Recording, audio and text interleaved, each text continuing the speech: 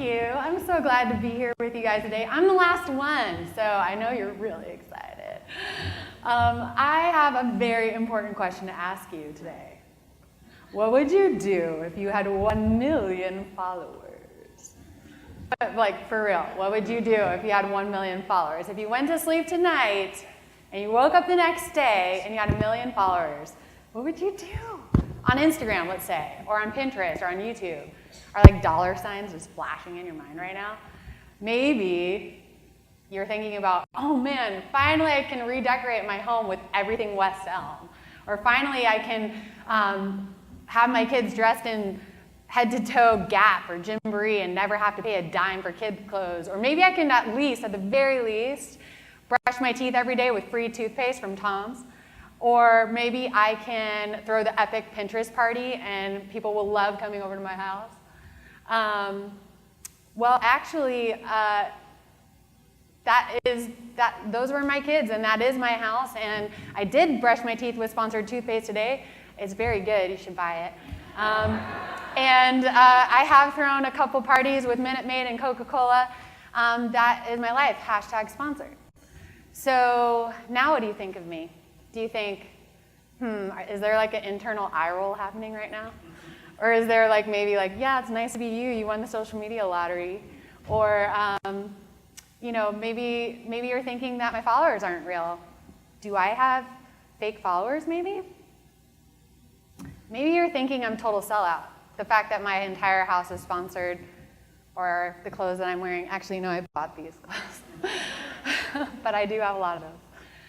And you know what, if you're thinking that, that just says a lot about what Jackie was talking about, in that we are in a trust crash right now, and influencer marketing is no exception to that. In fact, maybe you as a brand have even contributed to this trust crash. And I can say as an influencer, I've made mistakes too, and there are a lot of other influencers out there too that have maybe taken on a couple brand partnerships, and maybe they've worked with Target and they've worked with Walmart. I have done that. I've worked with both, not at the same time, but that is confusing to my audience, right? And maybe you just saw 1 million followers and you threw money at somebody and you didn't really give them any campaign guidelines, and you were just excited to get 1 million impressions, and you just wanted to drive a ton of traffic to your site. Well, if that's the case, we're both part of the problem of what's happening. And what I want to talk to you about is how to ensure that your brand story is being told well if you're going to invest all these dollars in influencer marketing. As Jordan pointed out, this is a growing industry, and more companies are planning on spending more and more dollars here. But the truth is if you plan on spending more and more dollars and you don't have a good strategy, you could end up hurting your brand. So I have 3 recommendations from an influencer to you. Let's take it back though. Let's go back to forever ago to 2011, when nobody knew what the heck an influencer was.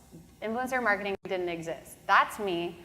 I started a styling company at the best time ever, is when nobody had any money for a luxury service. It was in 2010 I started this style blog and then consequently a styling company. And in fact, I don't think he's here anymore, but one of my past clients was here and he was dressed very nicely, and it made me feel happy inside that 7 years later he still looked good. But yeah, so I started this styling company, and I was carrying around these binders of all of these magazine clippings to all my client sessions.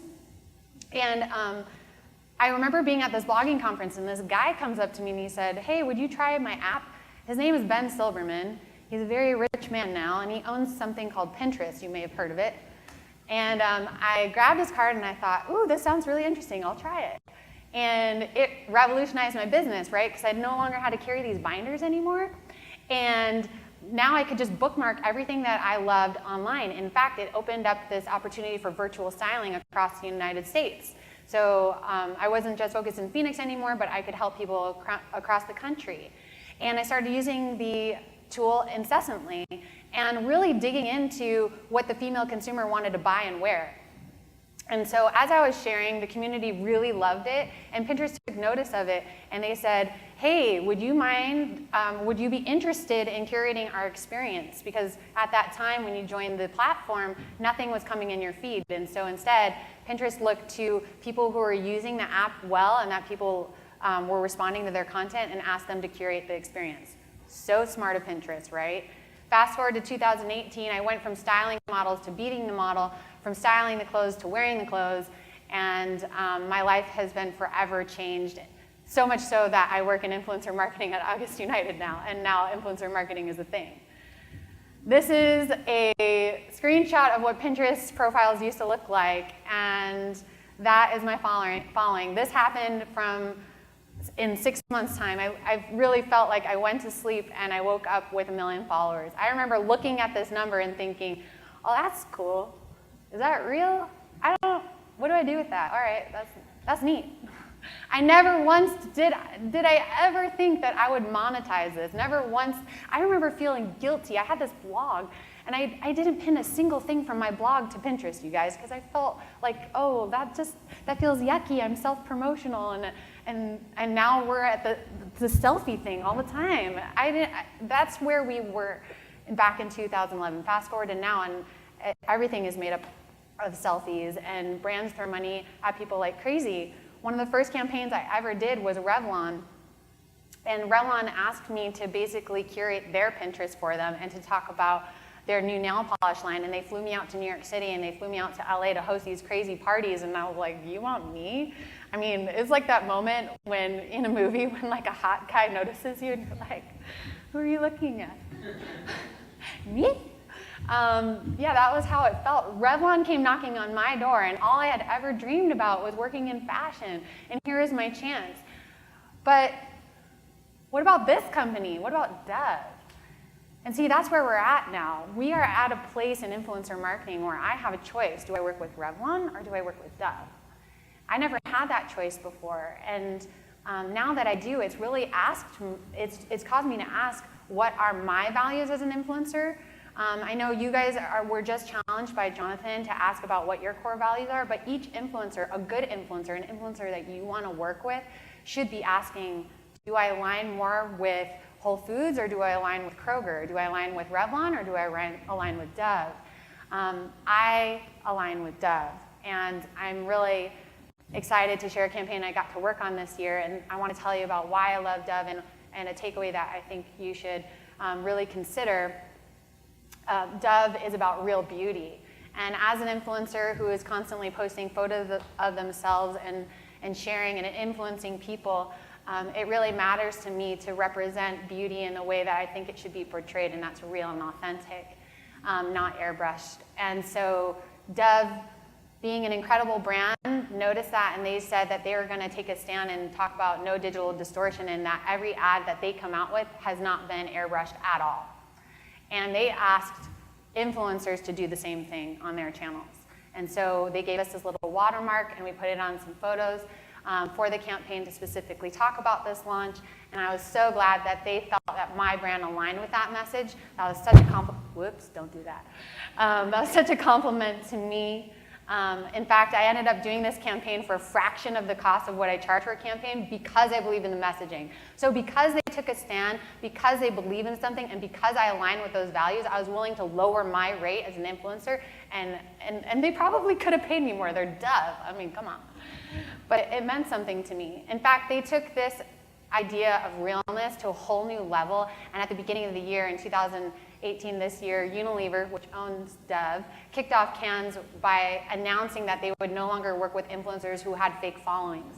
I mean, they took realness to a level in every area of their business to make sure that people knew what they stood for. And that brings me to my first recommendation, really echoing a lot of what Jonathan was saying, is getting real. Find out and make sure that everything that you're putting out on social media, even to the point of the influencers that you're working with, because they're the voice, they are voices of your brand as well. Just find out what you stand for as a brand and make sure that the influencers know that. So when they're choosing partnerships, they know whether or not they align with you. I'm going to actually move right into my second point, which is think beyond my following. Please think of me beyond what I can offer you in impressions. Yes, I have 1 million followers. You probably want to talk to them. Okay. But I'm so much more than my following, and I got this following for a reason. This is my bedroom. Maybe you've seen this online, I don't know. It became very popular. This was a project that I did. I designed with this company called Decorist. It's a virtual styling company. And they kind of came up with initial design concept, and they gave it to me, and I had to execute it. Some of the things I was able to get sponsored, like my bed from Anthropologie and side tables from West Elm, but I still had to fill in the rest and complete the campaign. And so I had this need for a big area rug, right? And this rug actually only cost $250, which is a big deal for a really large rug like that. And I got it at this company called Living Spaces. Maybe you've heard of it. Well, we finished the design, and I share this on Pinterest, and it ends up going crazy, like crazy viral, and this rug ends up selling out. And Living Spaces takes notice of this pin, and that people are talking about this rug and requesting it. And they said, hey, Alex, can we use that photo? Would you mind if we repin that? We will credit you, and we will drive traffic back to that blog post where you share our rug, but we would really love to share it. And I said, absolutely. I just gave them the photo. I was more than happy to, and said, you are more than welcome to share that if you give me credit. That happens a lot, you guys, by the way. You can get some free marketing very easily like that, just by asking and giving credit where credit is due. So I did that, and it ends up that this room becomes, it won a Pinterest Design Award this year, which is really cool, but it ends up being their #1 pin. Like in the history of Living Spaces, it's the #1 pin. I think it's gotten 158,000 repins for them on their account. And that kicked off a relationship. And then they saw in me, instead of my millions of followers, of course they experienced that crazy buzz on Pinterest, but they saw in me a creator. They asked me to create white label content. They didn't ask me necessarily to post it. They said, hey, we have this new mattress line, it's called Revive, where you buy one mattress and another is donated to a foster family in Arizona. Super cool, by the way, great mattresses. Not trying to push sales, I promise. I just really believe in it. And I got to create white label content for them, which then led to me starring in a commercial. Then I build this relationship, and then this year they asked me to be in their TV commercial. And I thought, why in the world would you ask somebody who has 0 acting experience, who is not a model, and who has never done voiceover to be in your TV commercial? And they said, because you love our brand, and because you are a real person, and they'll believe you, and we really value your partnership, and we think this could be really cool. So I did it. And it was an amazing experience, and I'm sure I saved them a ton of money because I don't have an agent and I didn't charge royalties. I just charged a flat fee, and then they got me as their model. And then I ended up working and creating content for their blog. I had this, my son needed a big boy bed, and so I created some content for them in exchange for a bed and a mattress, and they said, yeah, we'll give you this. Would you mind just writing a quick blog post for us that just shares a couple tips on how to style your little boy's bedroom? I said, absolutely, it's a trade, win-win. And all of that led to recently, a couple weeks ago, I ended up going to their studios and doing this social experiment where we decided to use the Instagram story polling feature to let the audience or let their community style the space with me. So I picked out a couple basic things, and then I asked them, do you want this pillow or this pillow? And based on the polling results, I styled a room. None of those things have anything to do with Pinterest. None of those things, but this one pin that I organically created out of a love for a rug that they had led to all of this entire relationship that has spanned 3 years. And I think that just, again, to drive that point home, think beyond the followers of your influencers. Don't be just attracted to this shiny number. Think about how in the world did they get that following, and what are their talents beyond giving you a bunch of impressions. It makes us feel so good inside when you can see something more than what I can do for you as far as just a flashy number, but you think of me as a person and an individual and you care about me. And Living Spaces does that for me, and they've become really good friends. Last one, you might know this brand. This is Target. Needs no introduction, really. So Target is interesting. They are genius marketers, and they're a genius company, but Target had a problem. Target's problem was they had all of these dorm supplies for college back to school, but they were not ranking. They had an SEO problem. They weren't really ranking very high in dorm room ideas on Pinterest, which is really a discovery engine. And so to solve this problem, they have art directors, they have social media managers, they have genius people working for them. But to solve this problem, they decided, why don't we just go to the experts? Instead of us trying to think of really good Pinterest content, let's just go to somebody who knows how to create really good Pinterest content. And so that's exactly what they did. I got a call through Pinterest, actually, that said, hey, Target would like to work with you. They want you to share 10 ideas on what would make successful content for Pinterest for dorm ideas. And I said, heck yes. I want to work with Target. I will give you 10 ideas. So they gave me this giant list of products, and I had to go through all these products and think, okay, what can I make with all of these things? And so I got on the phone with them, I gave them 10 ideas, and of those 10 ideas, they picked 5. And then they said, all right, we picked these 5. Do you want to come out to Minneapolis with us, and let's make this happen. Let's bring these things to life.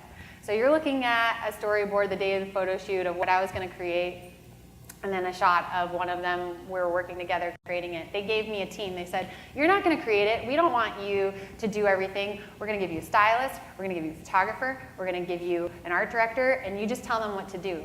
And I was like, what? You want me to produce? Okay. And that's what we did. Me and a couple other women who are also creators, we were able to get on set with Target, and I art directed and kind of just ran their team, and we produced some incredible Pinterest content together. And it was probably the best experience I've ever had as an influencer. And I think that's just really my third point. Look to us as experts. I know we go to school to learn about social media, and a lot of you have marketing backgrounds, and you know a lot of things. I was just a stylist. I got a degree in communications, and I hated my PR job, and I just started this small little styling company. I definitely didn't think I knew much about social media at all. But over 7 years' time of developing a community and nurturing 1 million followers, I definitely have come to know a lot of things. And I know, and I can speak on behalf of other influencers, that we would love to have a voice in your company. We would love to sit at the table with you and talk about your campaigns and maybe bring our perspective of what we want to work on. So if you do have think tanks, invite an influencer to come. Pay them for their time as a consultant like you might do your agencies. Invite them to the table. Invite them to have a say. So get real, go beyond, and look to us as experts. Those are my 3 recommendations to you today. Thank you so much for having me. Brett, I think I'm invited.